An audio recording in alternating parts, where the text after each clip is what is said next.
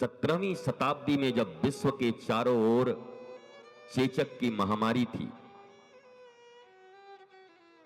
पूरा European country, Latin America, लाखों नहीं करोड़ों की संख्या में लोग मारे गए थे। और तब भारत चेचक का टीका इन्वेंशन कर चुका था। और यह बात टीका के जनक डॉक्टर अपनी डायरी में लिख कर गए कि जब चारों तरफ लोग मर रहे थे तो भारत की चिकित्सा पद्धति इतनी उन्नत थी, और केवल आयुर्वेद में ही नहीं और नेचुरोपैथ में नहीं, इंक्लूडिंग सर्जरी। कल हमने आपको कहा था कि अमेरिका के पहले राष्ट्रपति जॉर्ज वाशिंगटन अपने यहां के एलोपैथिक इलाज के कारण ही मृत्यु को प्राप्त हो गए। नस काट दी गई और ब्लीडिंग रुक नहीं पाई। अमेरिका, दादा ऑफ होल कंट्रीज, जिसको तुम दादा समझते हो, उस शताब्दी में हिपोक्रेटिक्स के मेडिकल साइंस पर चलने वाला वो यूरोपियन कंट्री और अमेरिका अपने लोगों को बचा नहीं पाया। और उसी समय, उसी काल में ये सब हाउस ऑफ कॉमन्स, ब्रिटेन की जो दोनों संसद हैं, और उस संसद में जितनी भी कार्यवाही हुई उसके ऊपर जो बुक लिखे गए रिकॉर्ड के रूप में और जो उनके लाइब्रेरी में मौजूद हैं, क्योंकि बिना तथ्य के बात करना भारतवर्ष में आज खतरे से खाली नहीं है, ट्रोल हो जाओगे। आज भारत या पूरी दुनिया संचार क्रांति से जुड़ी हुई है। एक मिनट में इंटरनेट में, और मुगल के बाद गूगल में सब जांच कर लेते हैं लोग, यद्यपि वो रॉन्ग हो वो राइट हो उनको कुछ पता नहीं है। उस जमाने में डॉक्टर थॉमस लिखता है कि मैं पुणे आया। चूंकि ये राष्ट्र कथा है इसलिए राष्ट्र का गौरव, पुनः बात वहीं से शुरू कर रहा हूं कि जिस देश को जादूगर, सपेरों, गरीब, पिछड़ा, इन नामों से संबोधित किया गया, क्योंकि 17वीं शताब्दी से लेकर 19वीं शताब्दी तक जब सारा विश्व एक एक इन्वेंशन को अपने नाम पर पेटेंट करा रहा था, तब भारत गुलामी में जी रहा था। भारतीयों को अपने भाव प्रकट करने के भी अधिकार नहीं थे, इसलिए भारत पीछे रह गया। विमान उड़ाने का श्रेय राइट ब्रदर्स को मिल गया 1903 ईस्वी में। 1895 में इसी महाराष्ट्र के मुंबई में समुद्र के तट पर बापूजी तल पड़े और रविंद्र भाटी जी आए हैं उधरी से, बड़ोदरा, सूरत उनके आसपास में पड़ता होगा। बड़ोदरा के महाराज गायकवाड़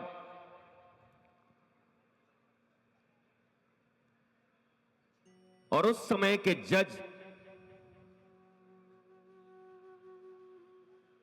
नाना देशकुंडी, उनके सामने बाबूजी तलपड़े ने 1895 ईस्वी में हजारों लोगों के बीच समुद्र के तट पर राइट ब्रदर्स ने जब पहली बार विमान को उड़ाया तो 120 फुट तक जाने के बाद वो गिर गई। और 1895 में, उनसे 8 साल पहले, इसी भारतवर्ष में महर्षि भारद्वाज के विमान शास्त्र को पढ़कर 3000 श्लोकों में विमान शास्त्र की सारी गाथा उसमें लिखी हुई है।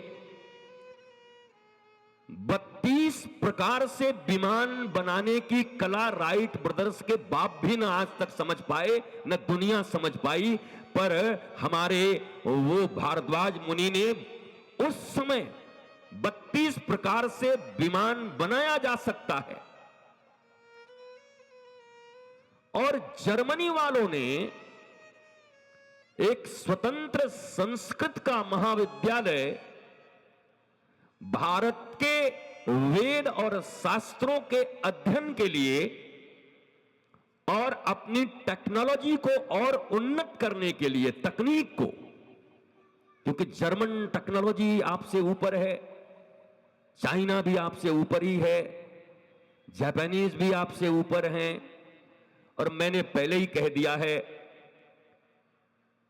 कि एक तो हमने भाषा खोई और भाषा के बाद वेशभूषा भी खोई। एक बार ताली तो बजनी चाहिए कि इन लोगों ने अपनी वेशभूषा नहीं खोई है अभी तक। चाहे इधर ये बैठे हों, मैं देख रहा हूं कि अपनी भारतीय वेशभूषा में ही लोग उपस्थित हैं। न भाषा खोया, न भूषा खोई। लिपि को, देवनागरी को, और उससे भी पहले ब्राह्मणी लिपि, जिसको हम अंकित नहीं करा पाए। मैं इसलिए बोल रहा हूं, तुम जितने भी छात्र बैठे हो और भारत के जिस कोने में भी लाइव के माध्यम से लाखों करोड़ों लोग सुन रहे हो, आईआईटीएन होने का गौरव मैंने कल आपका थोड़ा ठंडा कर दिया है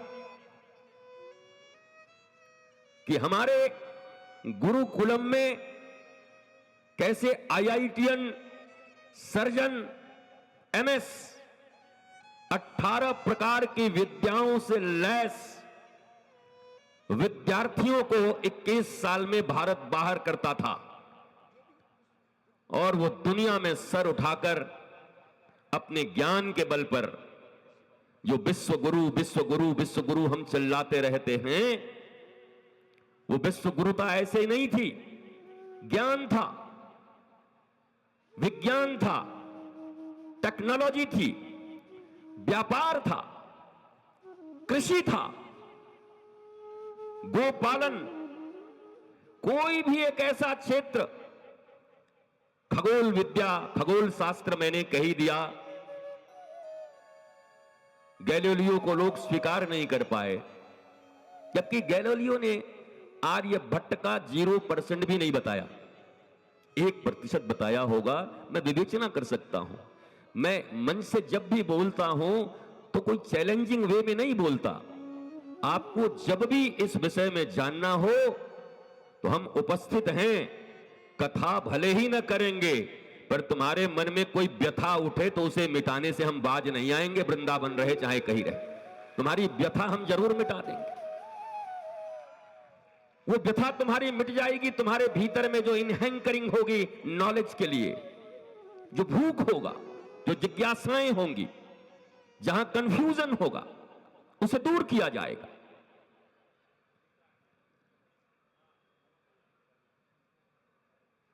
उन महर्षि के दिए विमान शास्त्र के बल पर 1450 फुट ऊपर पहली बार विमान उड़ाया बापूजी राव तलपड़े ने, और इन राजा गायकवाड़ जी के सामने और जज के सामने सेफ लैंडिंग भी करा दी, और राजा गायकवाड़ ने उनको सम्मानित किया। पर उसी समय भारत के साथ एक ही तकलीफ है, हम भारतवासी इमोशनल लोग हैं। हमने एक गाना सुना था, सब कुछ सीखा हमने ना सीखी होशियारी, ये सच है दुनिया वालों हम हैं अनाड़ी। हमने बनाया, हमने उड़ाया, लेकिन ठीक उसी समय जॉन रैली ब्रदर्स उनको बोलते हैं, यूरोपियन कंट्री से आकर के एक कंपनी के रूप में, क्योंकि उस विमान को बनाने के लिए जितनी संपत्ति और चाहिए थी उतनी संपत्ति उस समय बापूजी तलपड़े के पास नहीं था।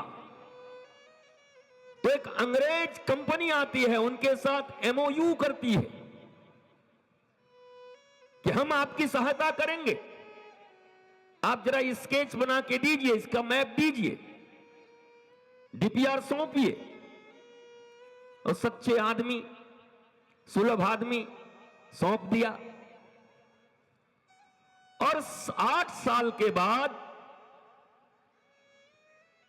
उसी बीच बापूजी तलपड़े की मृत्यु हो जाती है। जो मृत्यु आज भी अंकित है, वो मृत्यु नहीं, हत्या थी। और इसे ढूंढना चाहिए। और 8 साल के बाद राइट ब्रदर्स ने विमान को पहली बार उड़ाने का जो यश है, कीर्ति है, किताब उनके पास, उस समय पावरफुल वही लोग थे। चारों तरफ अंग्रेजों का ही शासन चल रहा था, यूरोपियन कंट्री का। तो राइट ब्रदर्स ने अपने नाम से उसको लिखवा लिया। और हम क्या सोचे, भारतीयों ने अगर कुछ किया हो तब तो ओम नमः शिवाय, राम राम, राधे राधे के सिवा कुछ किया इन लोगों ने। सब पिछड़े लोग हैं, बैठ के अग्नि में सिर्फ तिल और चावल और घी डाल रहे हैं बैठ के। पिछड़े लोग हैं।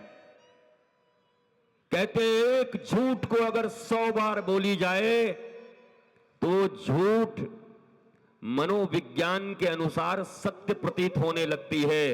जरा सोचो, 1000 वर्षों की गुलामी के बाद इतनी बार हमें अपमानित किया गया, हमें लांछित किया गया, हमें कुचला गया, करोड़ों बार हमसे झूठ बोले गए और झूठे इतिहास लिखे गए कि हम भारतीय भी अपने आप को बहुत क्षुद्र, छोटा और पिछड़ा मानने लगे।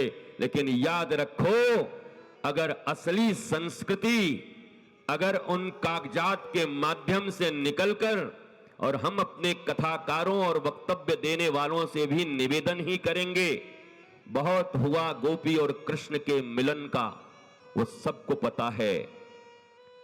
भैया भरत और राम के मिलन का विरह सबको पता है।